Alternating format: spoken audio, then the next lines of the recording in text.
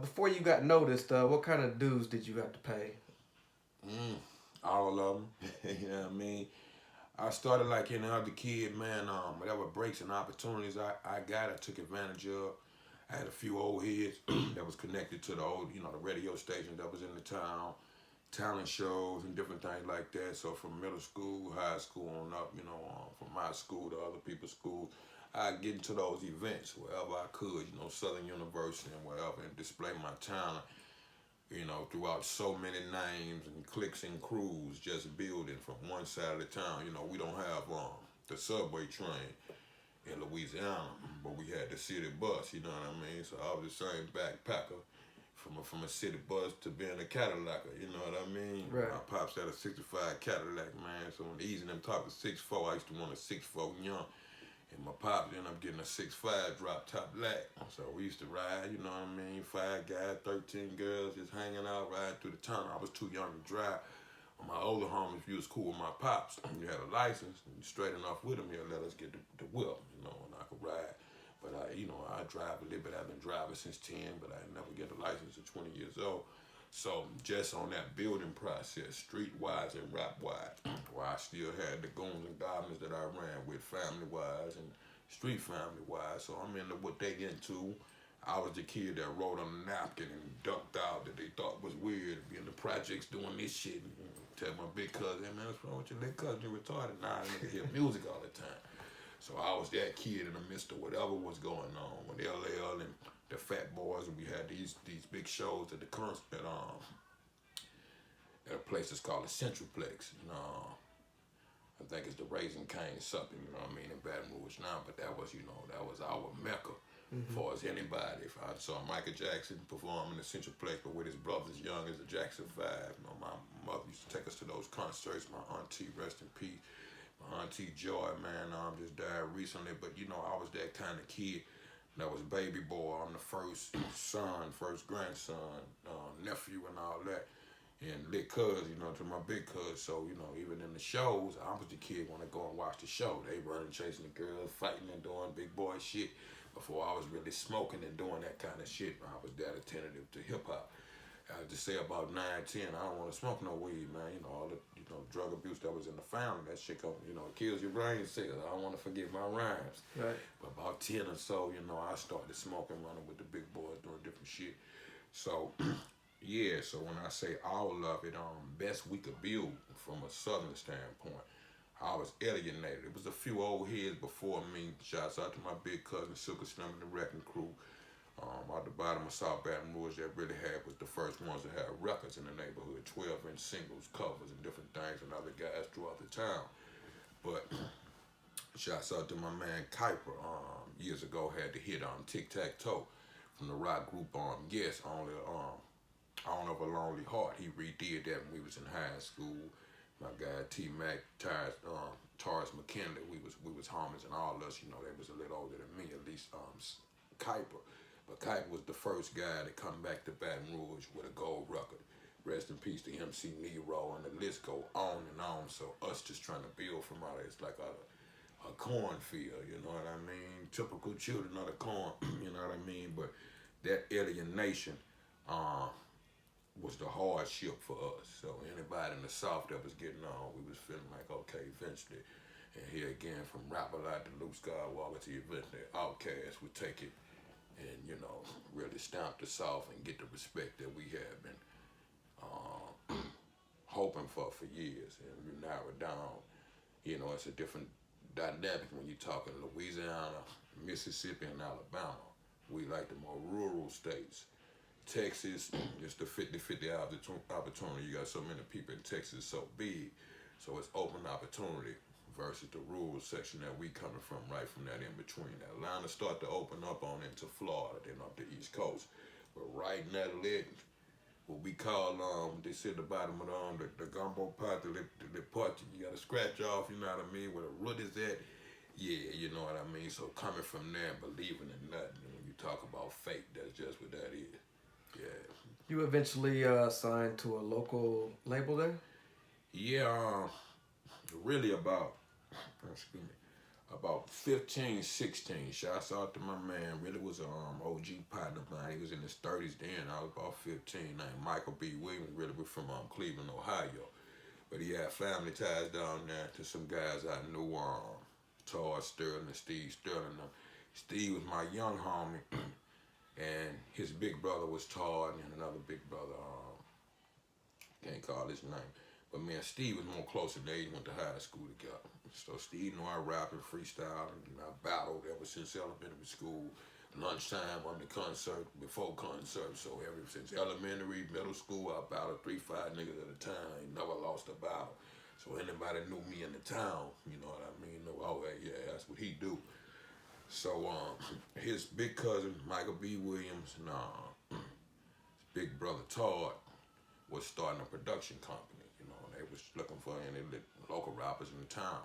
And they asked, bro, you know, hey man, any kids that rap? Nah, I don't know no guy rap. So how they describe it to me, he said, well, hold up. I know this one lit nigga stay way in the back. And they brought him to me. They met my parents, and my parents entrusted them and different things like that, where they was able to take me to the studio, young, and start experimenting with me. I had been recording since 11 years old. Rest in peace to Tommy Jefferson in Baton Rouge, man. Was my first studio house recording in Baton Rouge, and I started making demo tapes and doing talent shows off of those demos.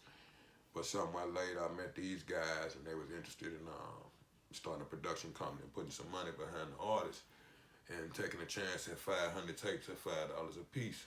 So you do the math, anywhere between $200 and $2,500. You know, I went to work. We made a demo tape. I had a sample, but it was a Barcade sample called "You Can't Run Away From My Love," and I turned that to a song called "Much Love." Man, the Friends, Houdini drums on it. Shouts out to Jaleel Sin-seer and Grandmaster D, man. You know, true friends in real life. And honor and the privilege to meet those guys. So I still follow my OG structure. So that path, and to see Dougie Fresh is one of my favorites. And we friends, to see them still rock shows, you know what I mean, and the auditorium is full, remind me of the 80s, so I still follow that template. But try not to get too far. Yeah, you just kind of open Pandora's box when you ask me about that, man. So like I say, I'm the same like how, you know, I stuck to my scripts since a kid. You know, my while was going on in the world all the way up into the coronavirus, but I separated, come back into a minute and continue my mission. But yeah, man, that, you know, it's just so much when you look at that building and construction, especially for what Baton Rouge is now. The world no Boosie, Kevin Gates, and you know what I mean. Who I'm missing? Rest in peace to Nussie. Young boy. NBA young boy, and you know, and my family members. You know what I mean. So I'm rooted. Boosie's my cousin. NBA young boy, my cousin from the opposite side on my baby mama. So you know what I mean. To see that, I was the guy to do this, and I hadn't said this in too many interviews. Long before hip hop is what it is in Baton Rouge. You know, I felt so alienated. I always prayed to God for anything I did. So I had to pray over the LSU lakes out there that one day that my city will be blessed in the well, we'll have something more plentiful. And guys will grasp the vision that I saw as a kid that, hey man, you're a dope dealer, kill up here, you're going to Angola, you're going to get killed, you know, either work at one of these chemical plants, it's a ride. So I used to pray over the LSU lakes, that prayer to God, and climb on top of the backboards or sit on the goals in the Mayfair East Parks, you know, at 2, 3 in the morning, and just had that rap pride and vision and dream, and I could never say God lied to me. So from a kid, you know, you think you're ready for the world and $1 million, but it's a certain training starting with your spiritual training. Your mentality becomes your mentality for men, and your physicality to be able to act it all out. Be careful what you ask for, you just might get it. You know what I mean? Don't bite off no more you can chew. So I understood my evolution after a while, growing into that, and of course to what it became. So I'm able to sit back. I don't take credit for nobody, penmanship and all that. I hate the bullshit and all the beefs and bullshit. You know, I hope that'll be in a better way, that we could all unify, as well as we watch Brooklyn to the Bronx, so on and so forth, LA to the Bay, you know what I mean? H-Town to D-Town, all around, you know what I mean? So that's the one thing we can't point the finger. God bless the child that hold his own. He give it to us. But what, you know, J.O. Felton said the best. I can give it to you, but what you gonna do with it, man? Right. Yeah, so that's the whole thing. Who was the concentration camp and how was that formed? Okay, you know what I mean? Another birth evolution. The truth about the camp is I'm the founder of the camp. My idea, my whole life and evolution. I'll tell you why. We were speaking to my granddaddy. Well, I got my name. They called him Good Bleed. So later in life, before granddaddy passed, I figured that out. About 9 years old, he had passed on me by the time I turned 10. You know, and I look back and say we only shared 10 years of life. 74 is about 84, 84, 85. He was born in leap year. You know what I mean? So once I made up my mind as a kid, he was always a grand hustler and give me a whole lot of good game. And there he said, man, you're going to be all right. You got to learn to do one thing. That's the one word stick with me for life. And then go all the way to Rakim. This is for the listeners. But with him being a blind man after a while, he said, you got to listen. And that listen, I didn't know the significance that'll be in my life from the headphone, from the stage, yeah. So it gave me a good ear for its development. But on that notation, yeah, I'm trying not to get too far away from that. That kind of drift me. But you was asking me what you said before. How was the concentration camp formed? Okay, going into that, my reason being him being a World War II veteran in World War II. When he come home, he never discussed none of that with me. So he never gave me that push or insinuation to go to the military. I had to understand that, study World War II and grow up, look at documentaries to understand the horrendousness of that war. And everybody ain't come back from that. You had to be blessed to do it, to be a hell of a man, and be a little bit of the two. So I had a different ultimate respect for my granddaddy, so I took his name, you know, being Bleed. But saying it to say this, I'm a June baby. Like I said, my birthday is next month, June 6th. So I'm born on D-Day, which was the end of World War II. So everything that had something to do with that, you know, kind of coincide in my circle. So as I evolved in school, I learned like every other middle high school student, the Diary of Anne Frank and all that type of thing. And I was accustomed to that, you know, and kind of attracted to that type of thing. Being a secluded kind of writer, you know what I mean, in that sense. I could understand what she had to be going through in relation to my granddad and, you know, Germany, Hitler, and all that so on and so forth. So I said, you know what? One of my favorite hip hop albums of all time is Dub C and the Mad Circle before Dub and Coolio go solo. Ain't a damn thing And the changed. damn thing changed. But their logo was the earth and a barbed wire fence. Right. So I said, man, you know what? Like Pac said, you ain't got to be in jail to be doing time. The world is like a concentration camp.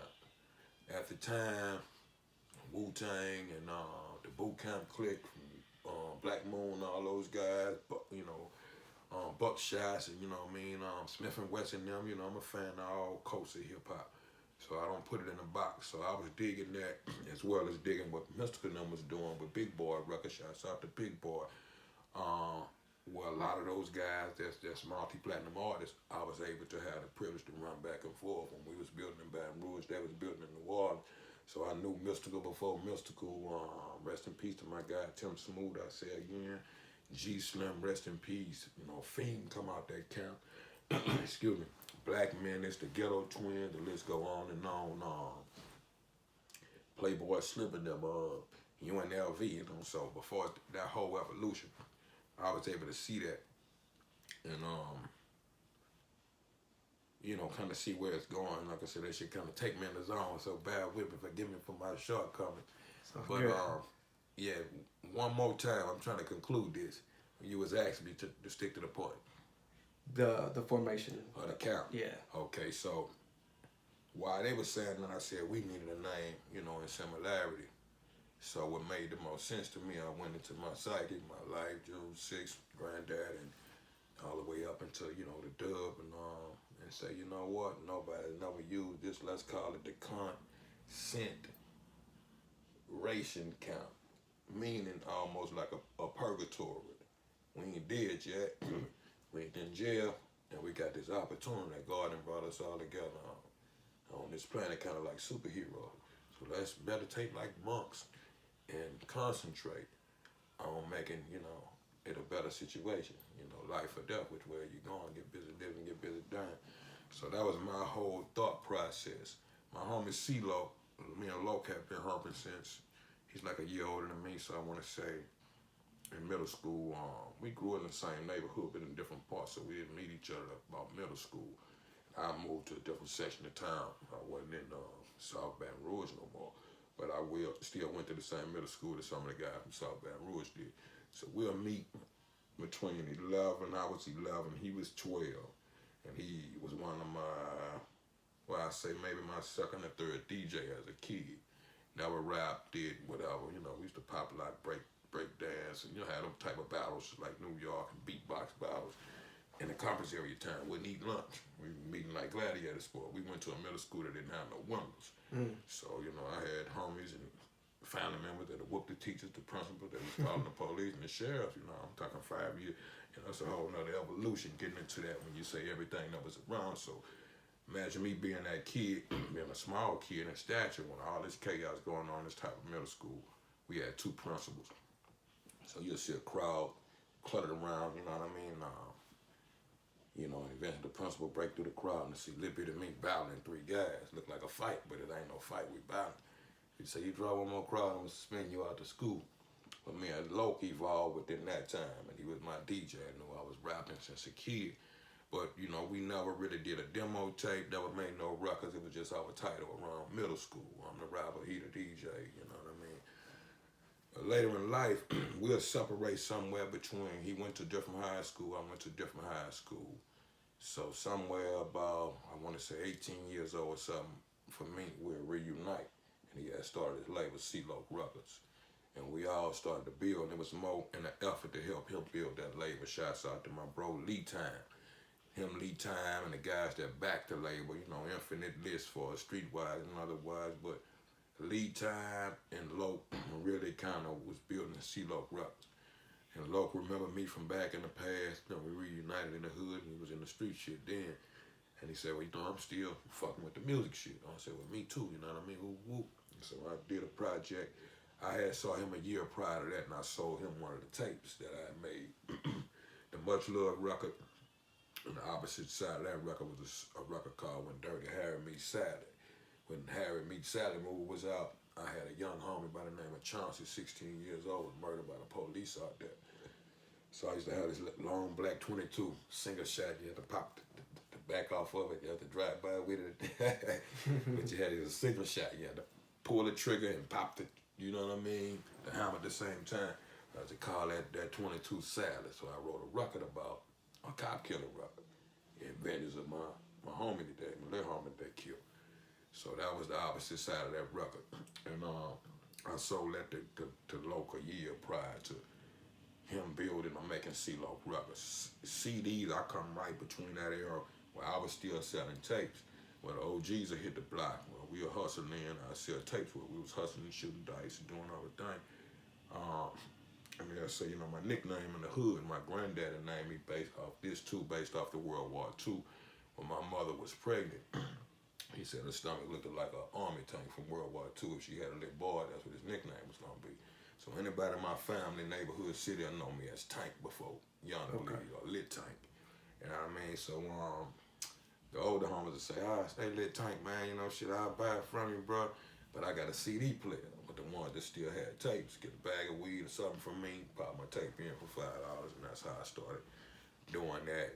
Texas, California, off the Trump evolution, right in the dope spot. You know, Too Short, you know, and shouts out to Short, was one of the guys that I met in the beginning of the game, give me a lot of games. So it's like a path of prophets that I met, and they was always like, come on, nigga, yeah, you both come on, keep on coming. So I appreciate that in more ways than one. But all that led into that evolution of the camp, us trying, in one sense, a baby Wu-Tang, to where it was an infinite list of MCs. It wasn't about 2 rappers and Ron DMC and a DJ that had hip-hop had grown to that level. So that was our whole effort from a Baton Rouge Southern perspective, to be that lyrical dope from an unknown place and still be as good as the masses. So that's your whole birth of the camp. But you know, I approached Loke with the idea. He liked it and birthed it on the records. He owned the label, I owned the idea. Gotcha. So yeah. Dope.